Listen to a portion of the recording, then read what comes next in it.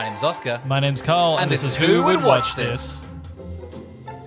Welcome to Who Would Watch This, the podcast where we watch a film, chat about the film, and try and figure out who would watch this. Today we're talking about Red One, which currently has a 33% on Rotten Tomatoes, a 6.9 on IMDb, and a 2.5 on Letterboxd. Oscar, what's the plot? After Santa Claus, codename Red One, is kidnapped, the North Pole's head of security, Dwayne Johnson, must team up with the world's most infamous bounty hunter, Chris Evans, in a globe-trotting, action-packed mission to save Christmas. Globetrotting and action-packed. Oh yeah, when you're cozying up, with a mug of cocoa, all I want to do is go around the world. I don't want to stay in a cozy little hut. No. I want to be bedazzled. Man, could you name a country they go to? Ooh, okay. That's a cruel trick question straight off the bat, Carl. Give me a second. Before we do that, should we go back to last week before we'd seen the film? Oh, when we tried to predict who we thought would that's watch it? what we tried to do. Okay, let's go. We can go back. We can go back. Oscar, I'm the one pressuring us for this one. You have. You've been... I don't know what horrible affliction you have, but constantly, every 3 months, you'll be like, I am obsessed with this film, and it's never good. It's never good. And annoyingly, we have a podcast. Sometimes they are. Name one. If. You get into this, and you just pretty much, you rally everyone around you. I'm sorry, you don't rally everyone. You just sort of make everyone go, oh, that's a movie that everyone's chatting about. And it's just you. Just white, big noise. And somehow you've sunken your teeth into Red One. In fairness, though, there is a lot of merit to it. Dwayne's campaign for this has been odd. It has. It's been it is. We can sort of begin what was we've probably touched on this before during when we did the Dwayne Johnson month. But I have followed Dwayne Johnson on Instagram for a very long time. Yes. And I find his Instagram is bizarre. He's an odd man. He at one point he was the highest paid celebrity, I think, for 3 years in a row. Yeah. And that's a cool thing to have. Yeah. But you see how you have to get that and you go, whew, that is a lot. It is a lot. And everything he's doing is plugging. Like that, he is never not plugging something he's either currently working on, something that's coming out, something he's just signed a deal on. Everything is like I'm sitting down with J.J. Abrams and we're eating a meal because I signed a deal. That's and you know what we're cheesing? My tequila. Where are we right now? That's right. We're in the Red One vehicle experience, and he's kind of I think the contracts must be furious at him because constantly he's clashing with other things, right? Yeah, it's like in his contract must be when he's advertising the thing that you've signed him on for, he gets to advertise whatever he himself has signed on for, whether it be like a brand. The contract must be awful. Just like, by the way, I've got thousands of baggage, I've got so much to carry, and I'm just going to sprinkle them through whatever I can remember. Then it came out, basically... there was a very large hit piece on $7 Productions, which is his own production place, about how he was constantly 8 hours late for work. Which when in like a TV production, you're looking at like, I don't know, 11, 12-hour day. You're starting at 6 a.m. This would then be pushed to 2, and they'd be like, let's start filming. You'd be a bit like, well, the day is just done. So it's very odd. The other thing that came out, and I really hope it's true, well, I don't hope it's true, it is abuse, is that he kept pissing in bottles to save time. I think there were Voss bottles as well. Oh, well, that's nice. It's good at see-through. He's always branding. Here's the thing. The logo looks great against the yellow. Oh, boy. Voss really, listen, it looks good against clear water, but stinking hot yellow, that's good. You pay for what you get. Exactly. You want to sip on some Voss. We might have a little sip right now. And then he would hand it to his assistant. Which is cruel. I mean, holding a hot piece of glass, you're like, oh, it's tepid. Crazy he's 8 hours late and didn't use that time to pee. Yeah. Feels like he could probably I think two birds, one stone. Here's the thing. You consume a lot of water in that 8 hours. What are you going to do, Carl? Okay? He was drinking a lot of tequila, which I assume is probably water. Otherwise, he must be absolutely fucked drunk. Imagine doing tequila and steroids. Surely that can't be a good mix. How dare you? That is not... We do not know that.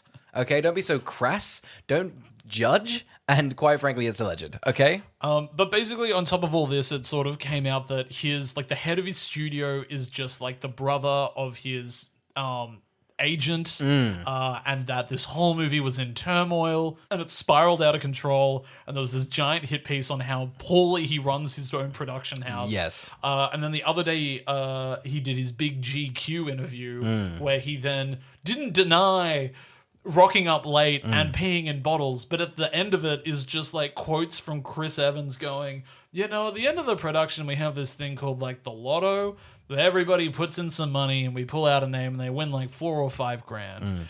And Dwayne Johnson was like, hey, how much is that up to? And they were like, it's about $5 grand. And Dwayne was like, make it 20. And then we pulled a name out. And then Dwayne was like, let's pull out another name and I'll make it 30. And they pulled a name out. And then he was like, and let's do one last name and I'll make it 50. The man dropped $100,000 on his crew. Yeah. Isn't he great? Thoughts? Is that true? So that's what Chris Evans said in GQ. Okay. But it just came, that's the puffiest piece I've ever seen to come out with a film. Just like we paid, I mean, you'd just be like, oh man, like, yes, you paid 3 random people 100 grand, but you also cost a studio 50 million. So you'd be a bit like, okay, well, it's pennies to the pound. So how about that? Carl, who would watch Red One?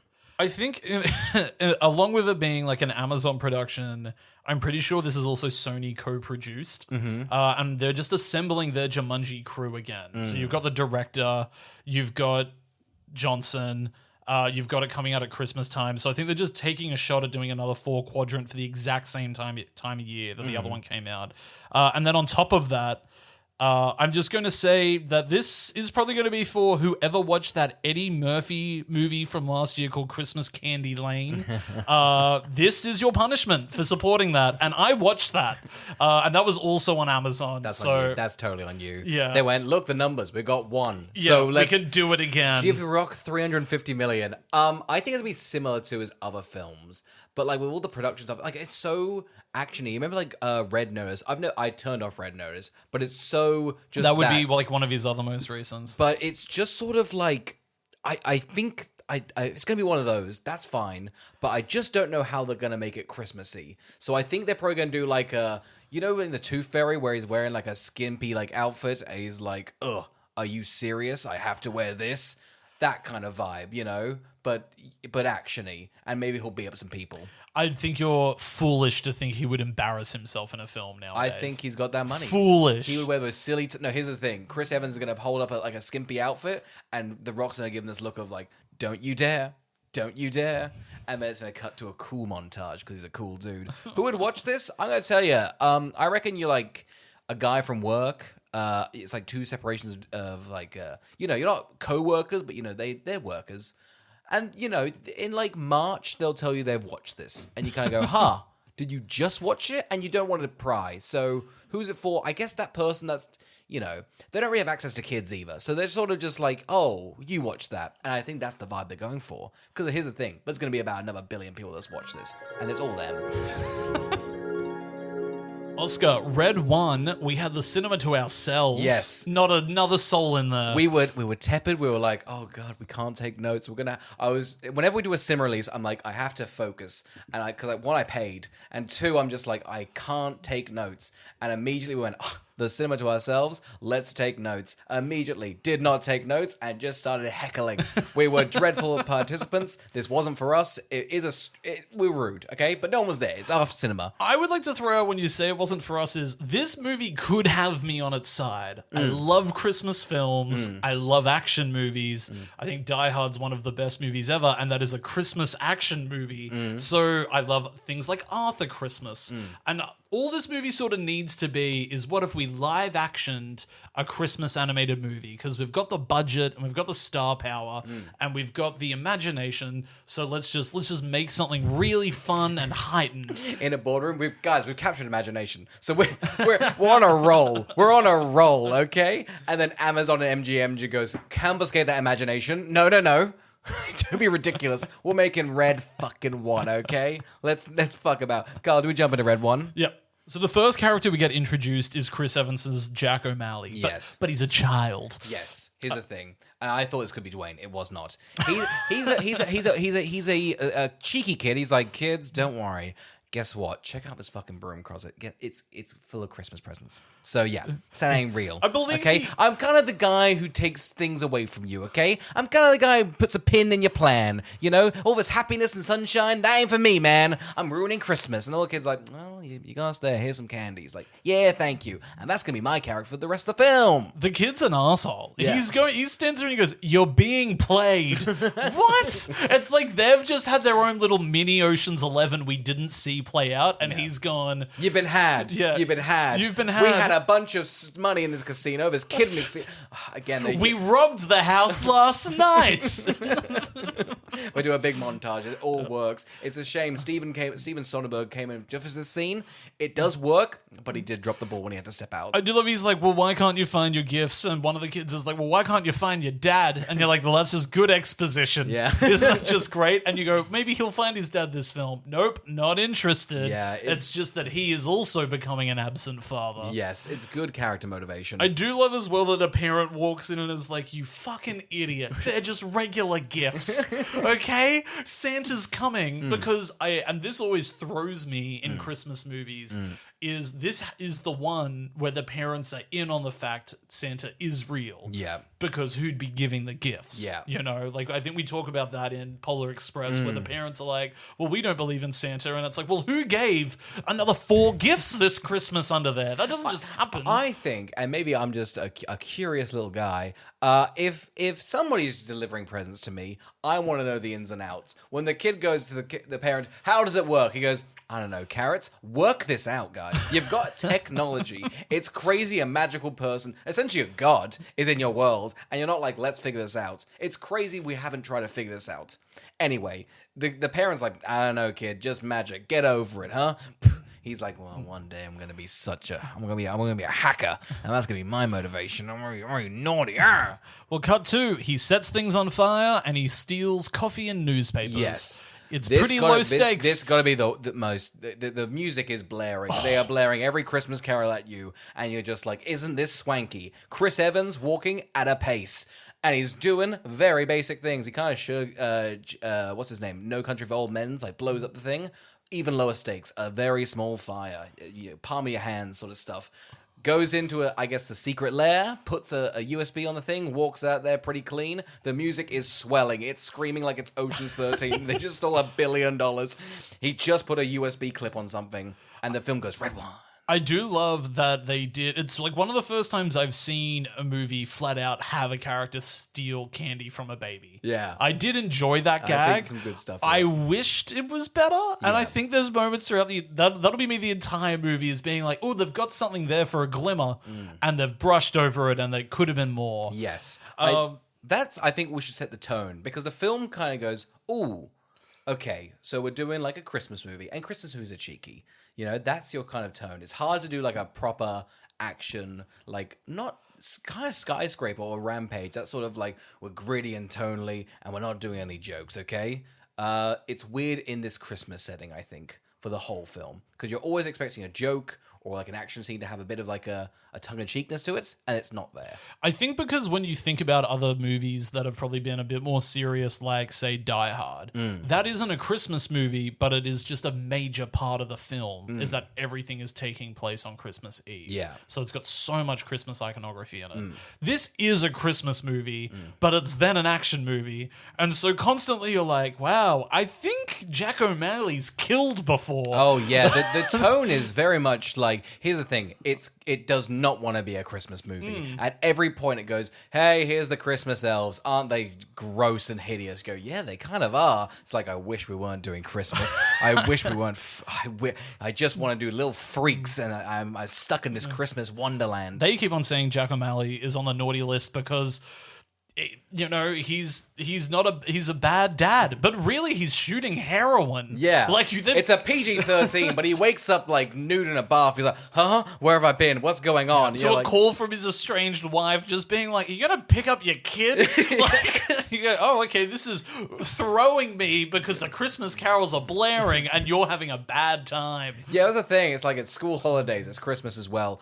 We should get into the naughty list. Do you want to establish that right now? Similar to most Christmas films, There's a good list and a naughty list. What are you usually on, Oscar? I'm a bit naughty. Riao. However, this list is very much goes, because it's a gritty action film, it goes, listen, some kids who litter, they're also on the naughty list. And also pedophiles. And you're a bit like, ooh, okay. And murderers and, gang members. And they're like, and thinking about it is just as bad as doing the actions too. Yeah. And then they're like, wow, the naughty list is up 30% this year. Yeah. And you're like, yeah, because you got jaywalkers on it along with the fucking murderers. We've also involved the Fort Police. So if you've even got it's a whole totalitarian society. It's very scary. I don't know if I love the morals of the naughty list because it kind of goes into some things you kind of go, well, what's the basis on this? And normally that's a thing. However, because this film has the undercurrent of violence, you kind of go, oh, it seems like a bit of a brutalist society. It does. They keep on being like, oh yeah, if you're a meat eater and contribute to that, you're on the naughty list. If you have cannabis, but if you smoke cannabis because you're in pain, you're on the naughty list. Yeah, sex before marriage, that's right. We're religious now, yeah. Jesus had a side. Now, we should also say, we get into the North Pole, we'll get into that.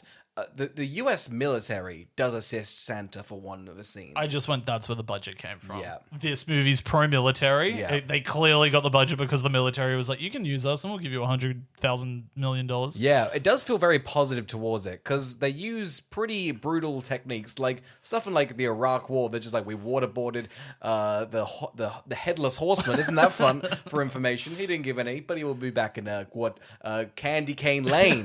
And so, it's a detention center. I wish they showed them just forcing like the Tooth Fairy's face down like in the water and being like, where's Saint Nick?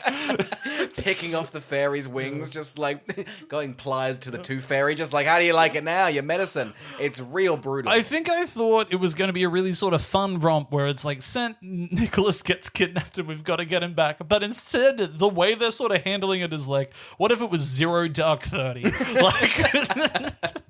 That's the tone. Because essentially, let's get into Red 030. It's brutal. Let's get into Dwayne's character and then Santa. Oh, okay. So Callum Drift. Is that his name? Yeah. So un-Christmassy. He's part of the ELF. Oh, that's the thing with the tone. All this, it's like nothing mystical because like Candy Cane Lane's been shut up. It's all like, and like it's all like U.S. military sort of like buzzword corporation. You're like, oh god, it's a very evil corporation. There's like, what do you guys do? We give presents to children. It's like, all this, huh? We meet Dwayne and we meet J.K. Simmons at a mall. He's doing like, No wonder the military's involved because this is ultimate tracking, right? They're tracking every moral decision ever made by somebody. Isn't this what America's afraid TikTok's doing? Yeah, no. But and Santa's doing it down at the North Pole. I gotta tell you, if you are a foreign country, because it seems like they've taken the American stance on morals of what the naughty and nice list is. Because I gotta tell you, it seems like they're like, well, anybody in China is in the naughty list because that's just how it works. I would be terrified if the North Pole was essentially taken over by a magical man. I just think it's crazy the US has aligned themselves with that. I think the other countries would be terrified, and I think there'll be all out war against the North Pole. I think it should be more of a war zone, really. I'm shocked the president's like, when I get into office, I'm going to seize the North Pole, and then we'll know who's naughty and nice out there. No. They've sided with them for ages ago. They were like, they had a whole thing, like they kind of had like a sort of Vietnam War. Essentially, North Pole became on the American side. It's dicey, okay? Here's the thing. Geopolitically, not working well, okay? Just Jessica Chastain waltzing in and being like, so, Osama bin Laden, naughty or nice? Yeah. Oh, and, where is he? Okay, let's figure that one out. Oh, he's naughty? Well, guess what?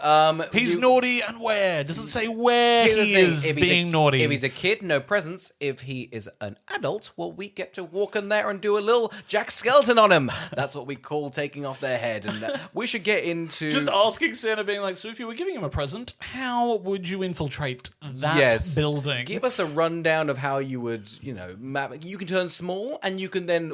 Now, if you he really is military. He knows how to get into every home ever, and he has a tracker on them about their morals. Can we also get into the, essentially the SEAL squad of Santa? Because it's kind of like, we should get... Wait, no, I'm jumping ahead. Let's get into... Callum Drift. Callum Drift. He's part of the ELF. Santa's a bit of a vibe. He is not. He is... Dwayne. I think you mean Nick. Oh, yeah, sorry. I think you mean Nick. Sorry, Red One. I'm whispering into my shirt. Dwayne's character is a stick in the mud, and his only motivation is essentially, a lot of kids are on the naughty list this year. I think I might give up this job. And he's given nothing else. So he's a workaholic, and he's also quitting. He's essentially got no Christmas cheer, and because times are getting tough, he'd rather stop than persevere. And he doesn't. There's no job security. He's also immoral. Not an immoral. He's immortal. He can't die. What's he gonna go do? I don't know. It's a horrible life. He's been essentially trapped to this man for ages. He's a lot, and quite frankly, I think Dwayne's playing him well, because if you were 1,000 years old and only worked with Santa, you'd be a bit odd. Yeah, I mean, he's flat out a wet blanket. At one stage, he says, I've won the tinsel wrapping competition 182 years in a row. And I went, no wonder this guy wants to quit. What life is this for 182? It's a vile one. We also get J.K. Simmons. Don't worry, he is not in the film. He is collecting a paycheck. He is collecting a paycheck. Unlike I've ever seen before in a blockbuster. This is, and I gotta tell you, he rocks up, he's sitting in a chair, he then gets escorted to a car. Next scene, he is benching the biggest fucking thing. He looks insane. I don't know what he got this ripped for. I guess For us. For us. It's for us. And you just go, damn, JK, why? But why? Next scene, he is gone. He's asleep. We get a smash of milk. We never see him. I think halfway through the movie, he's asleep. At the end, he is on a green screen. He is there for maybe 7 days. Do you reckon when they watch a movie, they're like, I'm keen to see where I was green screened into, and they're like, oh, a bridge. A sewer. Okay. Okay, I didn't act sewer. I was sort of giving tower, but sure. Okay. I was sort of looking over the edge going, it doesn't really work if I'm near just green goo in a sewer. But it's fine, it's fine. We also need to give a shout out to Zoe, played by Lucy Liu, who is also collecting a paycheck and vibes for her. Same as Bonnie Hunt, who is only job is to sort of touch people and cook. Yeah. So... hey, Mrs. Claus, she's going for it. She's never given anything, Mrs. Claus. It's such a shame. I feel like at least in the Santa Claus, she's given a bit of divorce, and that's good. Thank God. It's the real marriage story, that second one. When are we getting the version of Christmas where it's like Mrs. Claus does all the work and Santa's a bum? I feel like, yeah. That's got to be in the works. The girl boss version? That would be great. It'd be good. Greta Gerwig nail that. I reckon that would be sick. Let's also just get into, again, SEAL Squad, Santa. Yep. He's got a bunch of men and then a polar bear. When Santa is stolen, they steal Chris Evans, and they interrogate him. And the polar bear gives off the vibe that he has killed before, and he will rip Chris Evans' head off. Yeah. Is this morally okay? I think this is... What jurisdiction does Santa have? It makes me think that these people can avoid being on the naughty list. Well, here's the thing. No one's going to trial them at Nuremberg, These guys are off the grid, so they can do whatever they want, and I just think it's not okay. The trial of the North Pole Red One. Oh my God. That would be... Imagine just being like, so you tried to bite the head off the... Because at one stage, Lucy Liu goes up to Dwayne Johnson's character and goes, I know you want to rip his intestines out. And I'm like, you want to do what to him? You've done it before. I've seen you. Remember those people in Nam? Yeah. You got feral back 182 years, you've seen some shit. You've delivered some presents during some tough times. 1865 was an interesting time in America. I wonder what side the North Pole was on. Yeah. Yeah. That's what I thought. Oh, and they can take themselves off the naughty list? Sure. This movie's got a lot more in common with Wanted than I thought it did. If the end of the movie was Morgan Freeman being like, you're all on the naughty list and they all have to kill themselves, that would be so powerful. We should also say the jump scare that I had for this film to be like, hey, it's the North Pole. It's a bit bureaucratic, a bit military, but that's fine. The biggest atrocity, which is crazy because they've done some actual human atrocities, is they picked the elves. Now, the elves look like weird little slimy freaks. Like there's little, there's porgs from Star Wars. They look freaky and they're never explained why they're gross.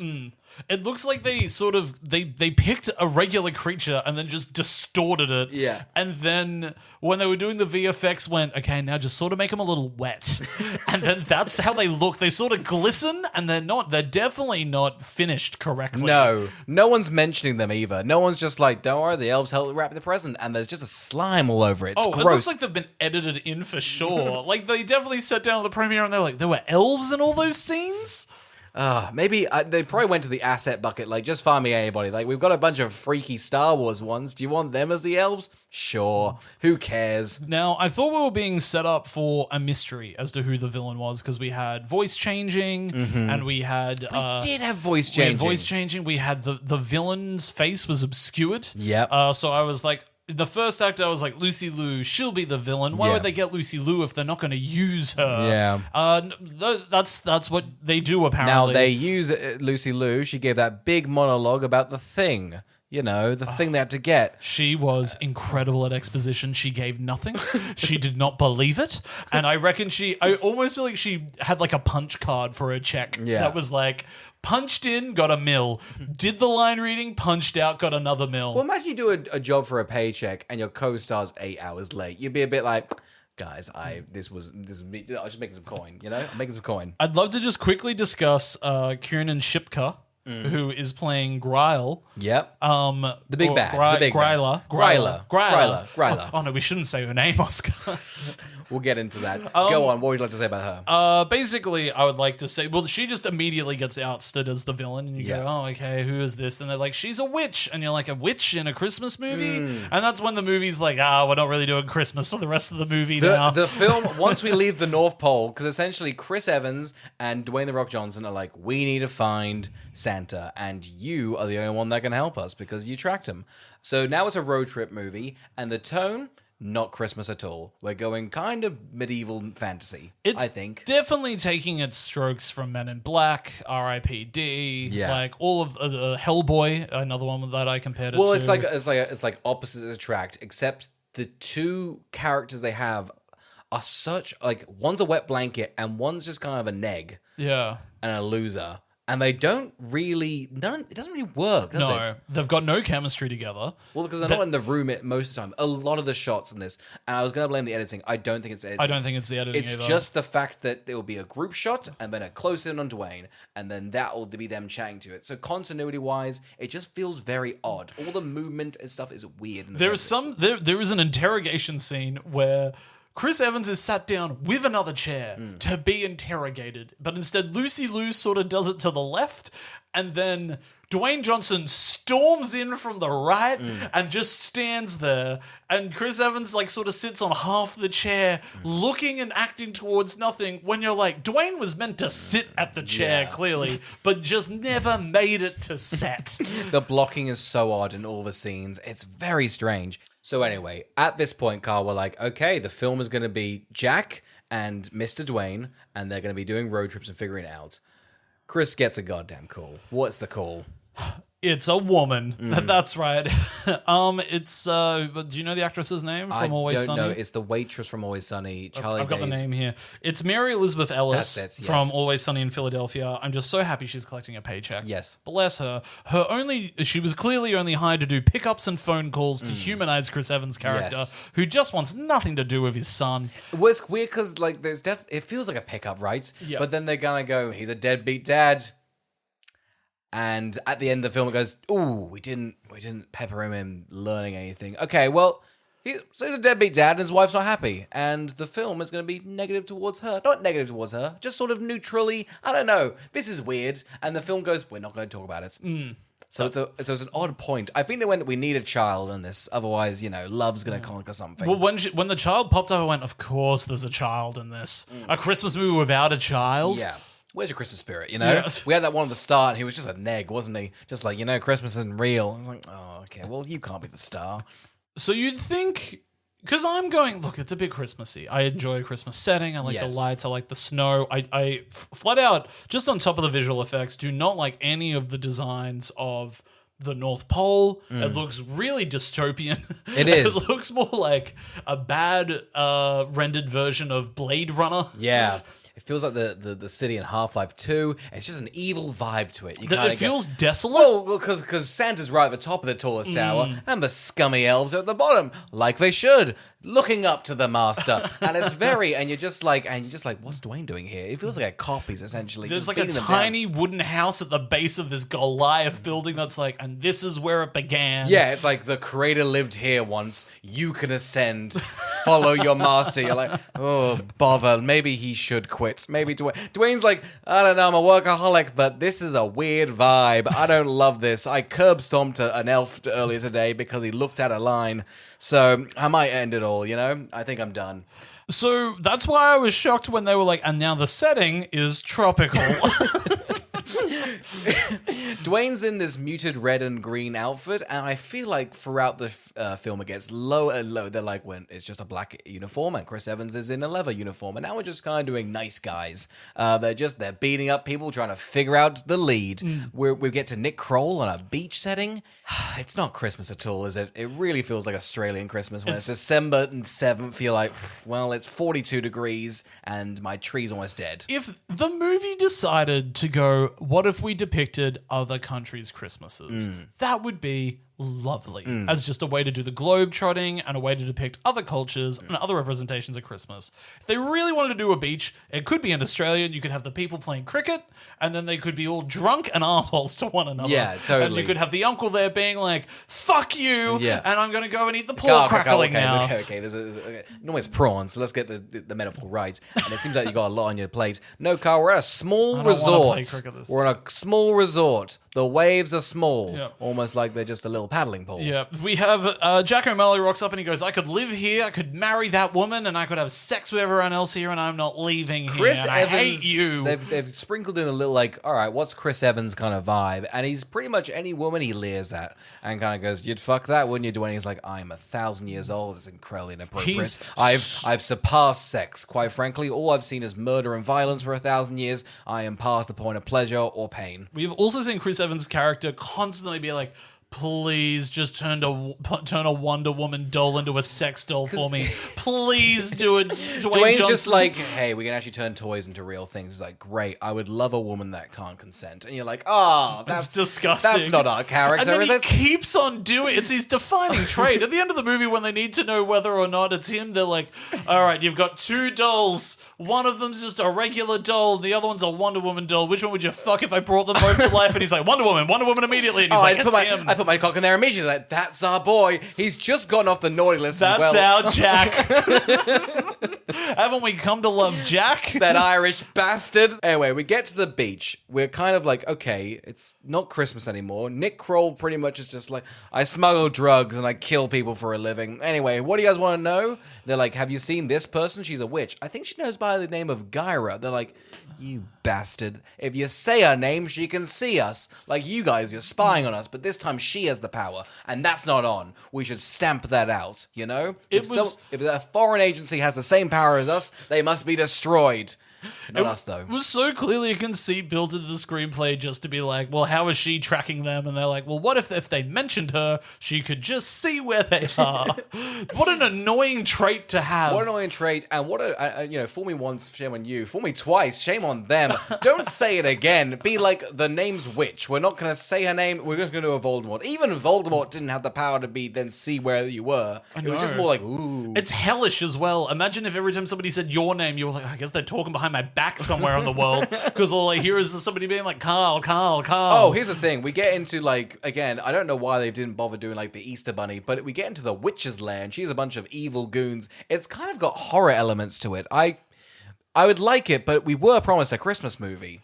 There's vibes, and we'll talk about them later, but there's definitely elements where you're like, what's this? And this is working a little bit more, but it's not really working with anything else in the film. No. We get a big fight with 3 snowmen, and you're kind of like, oh, okay, here's a bit of fun. And the film just has no fun to it. There hasn't been a joke. No comedy, no timing, no whimsy. I believe you got a little bit excited that one of the snowmen had a hat. Well, had it like a bowler hat, and one had like a pipe, and I was like, if those guys open their mouth, they're like, right, go get Dwayne. It would be great, but they muted went. I know, all they did was growl, and I was like, why aren't they cockney and hilarious? Yeah. They should be bumbly, and they should also be friendly looking. Yeah. The movie, that's the thing, is it's stuck trying to be like gritty, a boys action. Gritty action movie when it should be this fun, bombastic Christmas movie that's silly and stupid. Because wouldn't that make, I think, Dwayne's character like a wet blanket so much more funnier? It would. It'd be hilarious. He was up against like, Jesus Christ, we got candy canes on, like the candy cane's got a knife, go for him, go for the jugular. So much more fun. But because he's like a serious threat, you're like, I guess. It's odd. They defeat them with ease. They also freeze Nick Kroll, so then Yes. they don't actually get to keep the information they need from him. No. So then they have to go get more info. The trip that they're taking, I thought was also going to be like, I thought there'd be more of a mystery, or I thought there'd be more twists and turns. But really, it's gone, let's get Chris Evans. Yep. Then Chris Evans joins, and then we go to get Nick Kroll, and then Nick Kroll gets frozen, so now we have to go see Krampus. It's just that. That's the linear plot. Yeah. And then by the time they've finished seeing Krampus, we're into the third action piece of the movie, and it's done. They also, Lucy Liu kind of comes in when Nick Kroll's gone. She's like, whoa, you gotta, and then just gives gibberish. And I'm convinced this is just to turn off my brain. So, because you were like, how are we at here? I'm like, I don't know, but I believe the film. So they've done something. Lucy Liu's a gem. I don't know what that monologue was, but she nailed it. Pretty much now, we are left with Chris Evans and Dwayne The Rock Johnson. We're an hour in, and they just sit in a car, no music, and kind of go, how's your kid? Yeah, so Dwayne Johnson's like, anytime they're in a car, basically they want to grow their characters, right? And so they're like, Chris, how's your son going? And he doesn't say it, but this is the backstory for Chris's kid. Basically, everybody wants to hang out with Piper, and then Kevin wanted to hang out with Piper, but Kevin really sucks, and so I slashed Kevin's tires because he was the one that ousted me about being truant on these classes, and so I said he was truant on them, so now I'm no longer friends with Kevin, and I can't hang out with Piper. Yeah. That was the concise way of what was a full scene of the kid being like, this is what's happening with Piper this week. Chris Evans is sort of given this like, I'm kind of proud of you because you're a fuck up. And that's kind of endearing, but we're not given any, like, positive qualities to him being a fuck-up. So you're just like, so the cycle continues. So this horrible cycle continues. You should have loved your son. Should have been there. It sucks. It's crazy that as somebody that didn't have a dad, you'd think he would want to be there for his son. Yeah. Like, just as, sort of just like as an easy arc. Well, he's working for a terrorist organization that's in conjunction with stealing Santa, Things a lot of us. He's an evil man. Carl, we're in the evil lair of the witch. Again, it's a Christmas movie. I don't know why they haven't gone, Here's how they're bringing it together. Yeah. She's trapping the naughty people in snow globes. Yes. But the film doesn't tell you snow globe. She goes, those naughty people need to be extinguished. And you go, ooh, a genocide? Is that where we're going? It does feel like we're going to eliminate anyone that's naughty. Yeah. And you're like... And her line, and here's the thing, I kind of go, she's like, you haven't used this power. Again, Santa has been abusing her power constantly. But she's like, you should eradicate everyone on the naughty list. You have this power. Don't just praise the ones that are good, punish the ones that are naughty. I'm like, okay, that's a strong character motivation, but that's fine. She's like, if you litter, if you lie. Yeah. One of them was just like, if you've ever told a lie. And you're just like, that's a lot of people. And she's like, and if you're murdered, and you go, well, okay, so you've got the whole spectrum of human, it's a lot of people going to die. A lot are going to die. And at the end, it's like, we're putting them in snow globes. But for the whole film, you're like, I think she's going to kill. And you really just lose any sort of, I don't know, sympathy for the villain. Well, for all we know, she was then going to pick up the snow globes and just smash them. And then kill them that Savor way. the killing, no, exactly. She was like, I'm going to snap on so... She's like, I love two things, killing people and smashing snow globes, and so I've put them into one. That's me. Here's the thing. It was an absolute nightmare. I really had to rope in the Christmas theme, but luckily this film is a Christmas movie.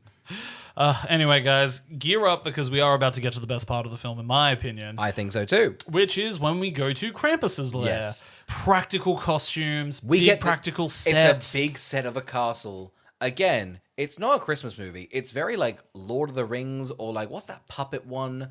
That's Dark Crystal. Dark Crystal. Because you walk in there and it's Krampus's lair. It's more of like a Lord of the Rings like tavern for like orcs. All of the actors are in fantastic makeup, or if not, they've been like augmented with like a CGI like Cyclops. The makeup looks stunning. I couldn't believe it. And once we had an hour and 20 of just CGI weird little monsters, and you're like, oh god, there's no world building there. This is a well-defined world. And suddenly, everyone's in the shots, and they're interacting with people, and people are giving fun background performances. There's one little, I don't know, dwarf orc thing that's just absolutely has this sort wing. of crowing. Yeah, and going, like, Love it. I have no idea. We set up what they're doing. We Yeah. set up why they're there. Yeah. We set up why they're connected to the rest of Yes. the plot. Their Krampus is Santa's brother. He's like, I have beef with that man. I don't love him. He has a bit of a monologue. It's scary. It's brooding. Suddenly, Dwayne and Chris Evans look weak compared to them. I'm just like, Oh, and suddenly there is a threat here. Yeah. And it also feels like, and I think in this scene, also Dwayne Johnson and Chris Evans are acting better here because they've got things to act against. Yes. They've actually can feel the movie around them. It's really connecting here. It's got to be the first scene they The shot. editing is immediately like, we're going to hold for longer than 4 seconds. And you just go, what? Why did you guys wait till the end to show this? I have no idea what happened, what this was. Granted, it's one room. Maybe they're like, we really want to do something practical. Because it is just one room. But it feels fantastic. It does. If they had just done this all like if the snowmen in the scene at the beach they were just also great costumes, I'd love it. Like it can just be very Terry Gilliam or A bit Lord of the Rings Yeah. as well. Just like, Yeah. It's just cool practical effects. what was the one that used practical effects recently? Oh, Was it- Dungeons and Dragons? Yes, that one. Yes. It's It very feels comparable to that. It feels like that all of a sudden. That big like conference room when they're getting like the jail sentence, it feels like that. And you're like, great. Why? But it's an hour 40 in. You're like, It feels too little too late, but it's brought me mildly back in. and it almost is just sort of like, damn, was that what the film was going to be? That really sucks the production. Maybe notes. that might have worked. Yeah. Maybe. We don't know. Because it feels like it's all been glued together and you're just like, here's a gem. You're like, damn. Anyway, they do a slap off, which is kind of fun. Dwayne's powers aren't explained very well. He's got a wristband that's very strong and he can shrink to half his size. Okay, let's discuss the half the size thing. Please. Is he actually half the size and his thing makes him big?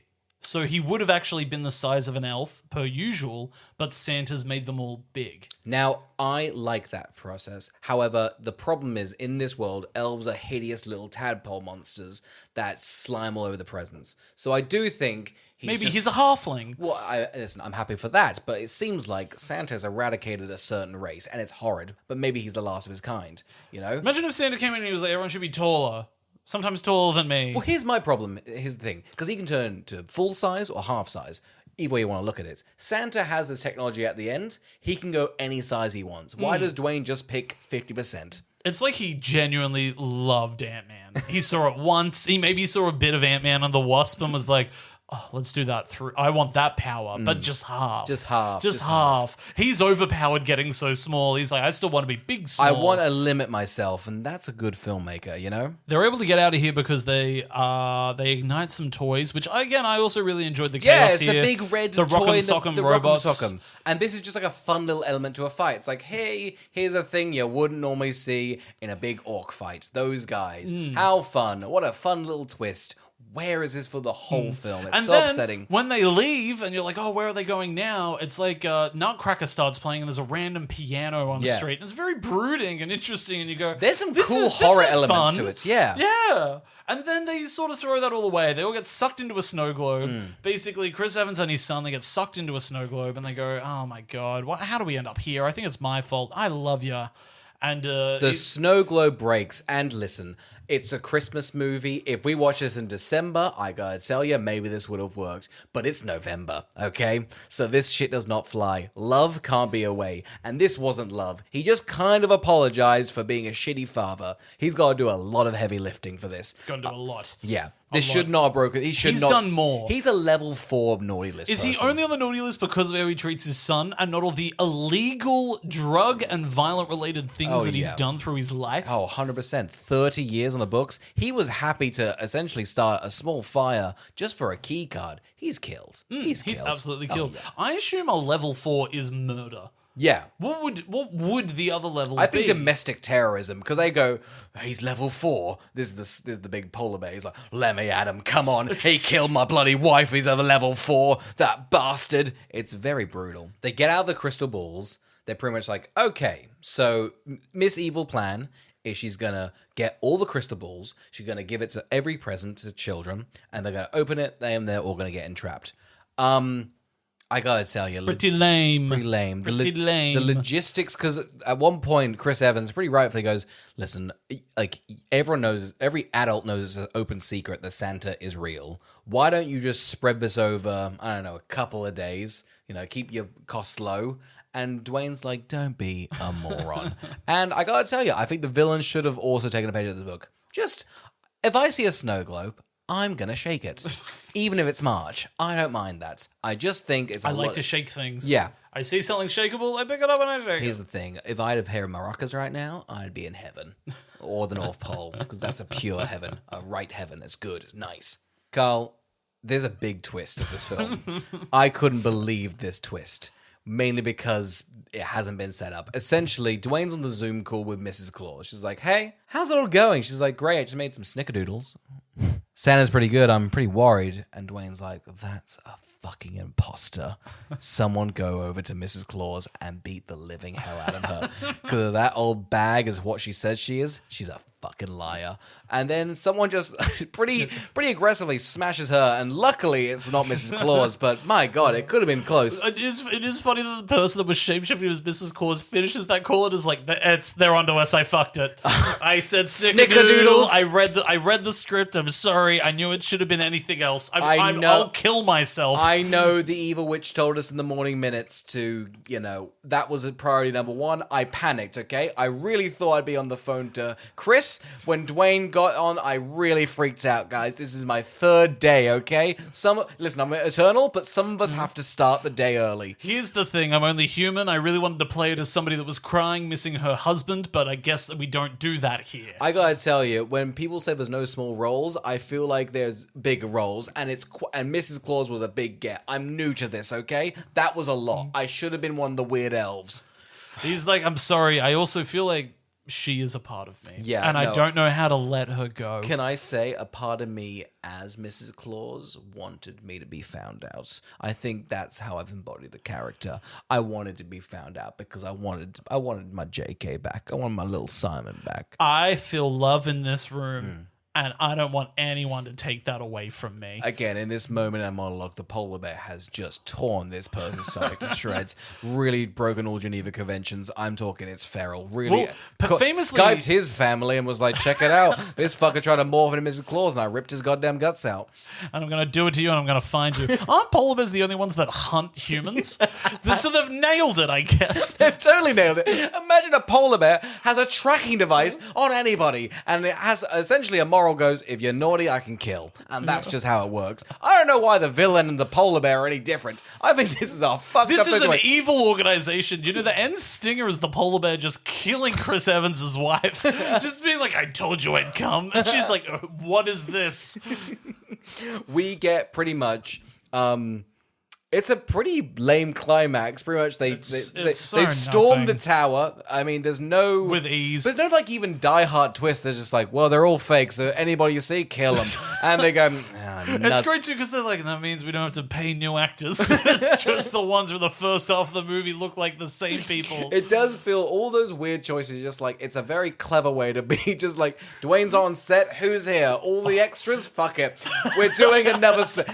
You're all morphed into something. So just be on set for another. We've got to kill 6 hours somehow. That's what feels upsetting is you can see them having to cut corners and budget. And you're like, you shouldn't have to do it for a $250 million film.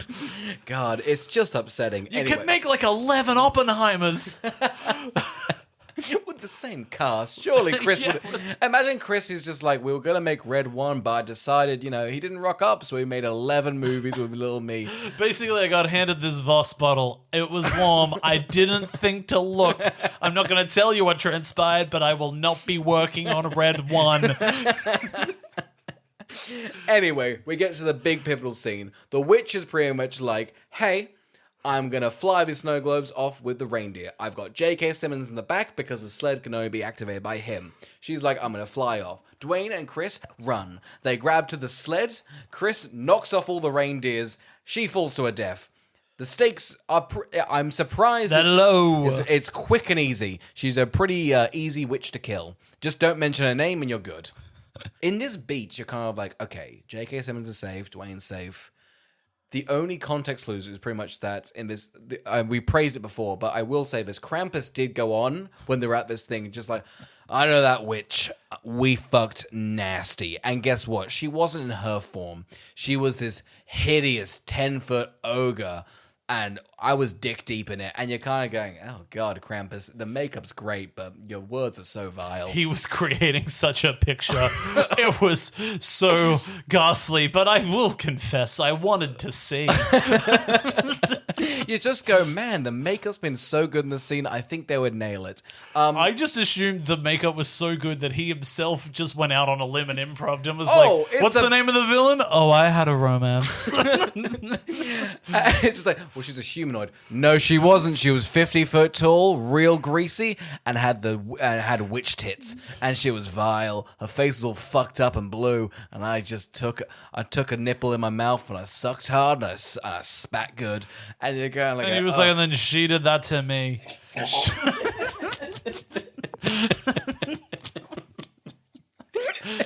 Oh, it's such a good scene, but you kind of go, ah, man, it's like a Chekhov's gun. If the Chekhov's gun was like a massive cock, you're gonna go, I only heard about the cock.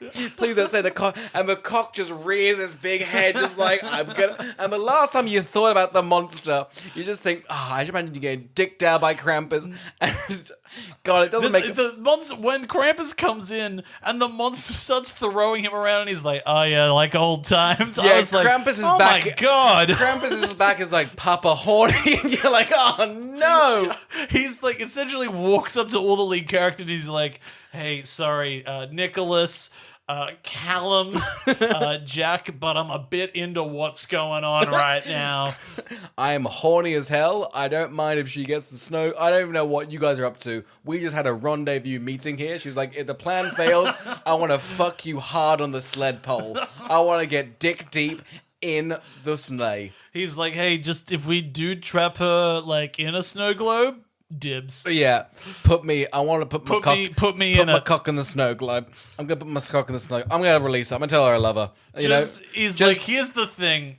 I love her. Yeah, I do. I'm gonna tell her the secret. I'm gonna tell her. Just tell them that you love Johnny's son.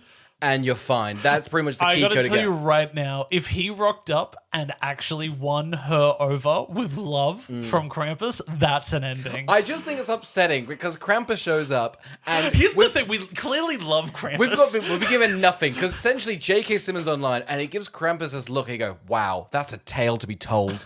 Why were we not told it? Why are we told there's random two freaks that should not have been... Oh, God, it's eternal love and there's some horny stuff too. I think it works. It all works. Yeah. If he came out and it would be lovely if they sort of had like a romance like Donkey and Dragon and that just got to evolve for the Red One franchise. That'd be great, wouldn't it? They have their little like half kids. You're kind of like, oh, how did that happen? You don't want to think about it, but you kind of do. You kind of want to know, you know? You want someone to animate it graphically. It also, the movie then, once they've defeated everybody and everything sort of wraps itself up. Sorry. The way Krampus gets absolutely fucked up. Yeah, he does. He's no help. We droned on, but he's no help. Krampus is crazy. J.K. Simmons is finally like, reindeers, do your thing. And like a drone strike, these 8 reindeers come crashing into the monster. And it's honestly too much. It's fucked up that they have this capability. You go, oh yeah, I know why the American military wants the reindeer. Oh yeah, the reindeer. Rudolph comes in and my God, like a Moab, just blows up the... You're just... Oh Every war is won if you have the reindeer. It's too cruel. It's weapons of mass destruction, and they were like, if anyone gets hold of these reindeer, we are fucked. But we've got them now, so don't you fuck around with us. Get in that snow globe, okay, you bitch. And you're like, oh my God, this is a horrible tyrant country. And I back it 100%. The North Pole's right and pure. We bow down to the North Pole. We do. The North Pole has us. Australia has weird alliances with the North Pole. We have aligned. Politically. Albanese has gotten us a reindeer. Thus, we are protected. It costs us a billion. That's fine. It was a worthy expense. Yeah. Any jet that comes at us, it's getting reindeered. Here's the thing: Prancer is a pure member of the Australian Party. Big fan of him. Just no ill will towards the reindeer. I've seen what they can do. I'm backing them 100%. Very scared of what they can do, but good for them, huh? Woo! when everything's done and dusted, they give the audience what we want, which I didn't realize was something that we were meant to want, which was, we're going to show you how Santa does it. We said he burned 340 million calories in a night. Now see it happen. No. He ate 400 calories in a night because of all the cookies. So he's at a calorie, not deficit. No, I think they were saying that he burns 430 million. Like, that's the reason he has to stay fit. Oh, gotcha. So that's why he eats so much milk and cookies. Good. Because he does so much agility. Did JK get really fit for this one scene? For us. Okay, good. He did it for us. Okay, it's pretty nasty. Yeah, it would have been lovely if he'd get... Here's the thing. If Ryan Gosling had gotten this role, he would have put on so much weight. He would have drunk tubs of ice cream. He would have done the full Lovely Bones. He did a Jared Leto. He's just like, I'm the guy who shot JFK. Oh, no. John Lennon. And God, no one watched it. We then finally get a Christmas Carol, and you go, "Wow, we really didn't hear one of these." Really, the entire it's film. It keeps you pretty surprised. Like, what the hell's going on here? We did this weird. We did a Zero Dark 30 thing. It should be a bit more of that kind of tone. Catherine Bigelow with the score, but no, it's very Christmassy. It's very odd. And then on top of that, there was clearly just like a blank stare from Dwayne Johnson, where they were like, "How do we tie up his arc?" And they were like, "CGI-ing the kid from before." And let's pretend that's a poignant moment from the beginning of the film. Dwayne's giving this look, and it's the most neutral, like, hey, this is the climax, but we don't know if it's sad, beautiful, or poignant. So just kind of give us like an open gape. Nah, it doesn't work. It doesn't work. I laughed. I think we both laughed when it cut to the Jew kids talking and went, "Fuck this." Oh, it's ridiculous. You haven't earned this moment. They didn't. Constantly just like, are we friends now? You're like, shut up. Just get over it. I'm not praising you for the practical effects. And then you guys be like, but aren't we the bestest of friends? No, you're not. Haven't we put in that little bit of Christmas sentimentality? You didn't. They were in two cars and it was awkward both times. It was weird. It was like they're both driving an Uber. Them picking up people in their cars would have been great. Oh, I thought you were my ride. Listen, we're going that way with my Uber. It's good. It's good for the mileage. Carl, who would watch Red One? Here's the thing. When I said that I followed Dwayne Johnson on Instagram, I was fully aware of Red One because I remember all of the production stills coming up. Yeah. And him being like, "Get ready." So I thought I'd go way back into his timeline and have a look. And wedged between a post of The Rock working out at midnight on a Saturday and a Tuesday morning run where The Rock is so happy that Black Adam is #1 worldwide for 3 weekends in a row, is a post of Chris Evans and himself. And it reads this: "It's beginning to look a lot like Christmas. Black Santa emoji, Christmas tree, white Santa emoji, a sleigh, the devil, a skull, a love heart, and a teddy bear. Officially kicking off production for our Christmas franchise film titled Red One with my guy at Chris Evans. Chris and I have been waiting to make a Christmas movie our entire careers, and now finally the trouble begins. Handshakes, Christmas tree, laughing, crying emoji, devil, and then love heart. Our director Jake Hasden has been in inspired form to deliver a very special, one-of-a-kind Christmas franchise for you and your families around the world to enjoy." And then there's a little asterisk and it says Drake, and then it says Jake directed both Jumanji Welcome to the Jungle and Jumanji The Next Level. More to come. Let's get to work. Merry Christmas. Present world love heart. And then the images are just The Rock and Evans standing still. Not smiling. That's really fucking funny. Just them kind of blurry, kind of unset. You're like, oh, they were not having fun time. Does he use all those emojis all the time? Yeah, he's so into emojis. Damn, he really is 55. I imagine his WhatsApps go crazy. His daily Wordle must be feral. Oh, absolutely. Hang on, let me get up the picture. They just get egregiously like, aren't we having fun? That's a...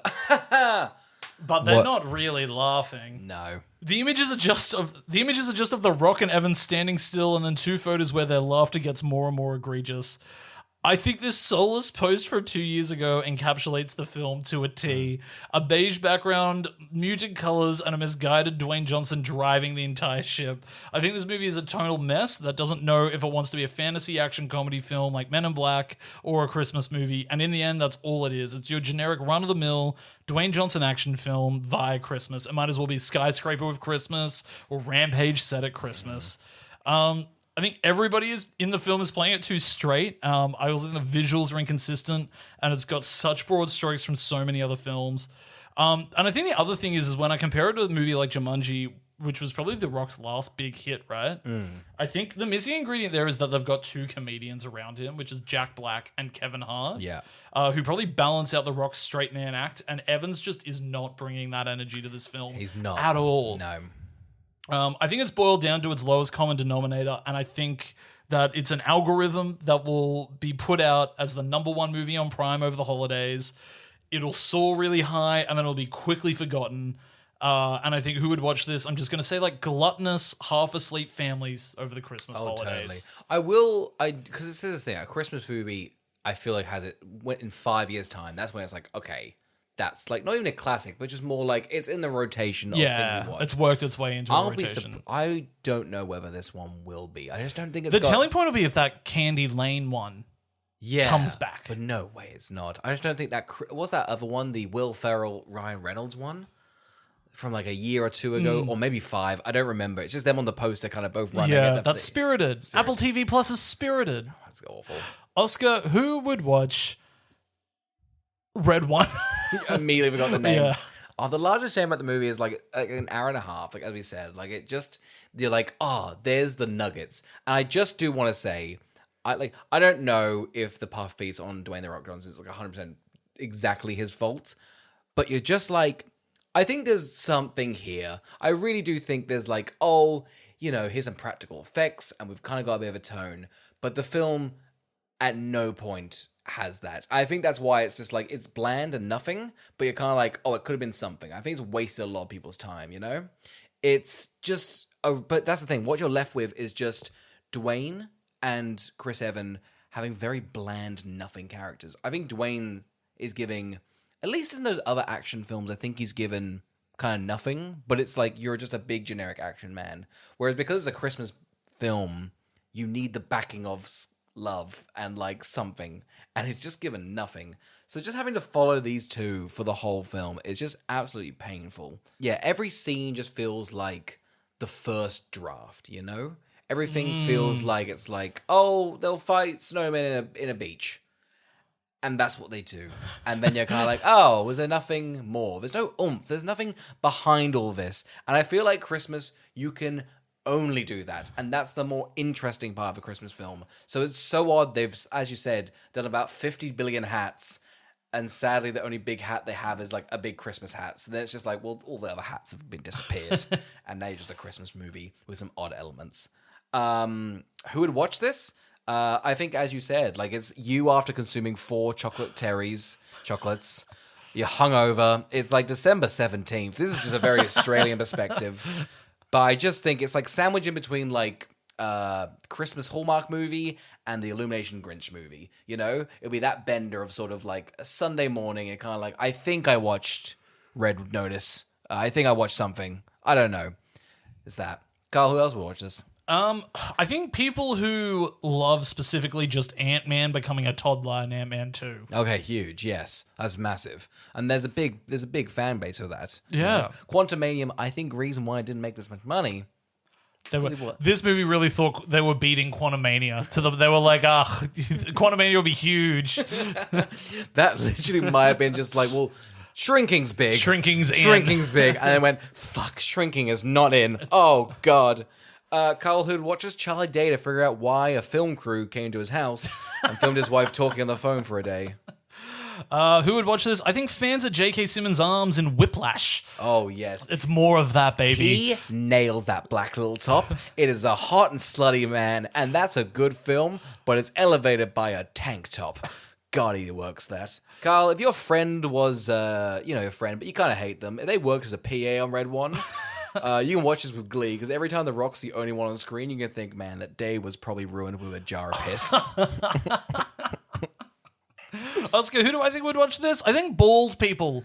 Oh, he's a shiny head. This is the most well-waxed head I've seen in cinema this year, and I think if you want to learn too, it's here on screen. There is a part in the sun. It twinkles.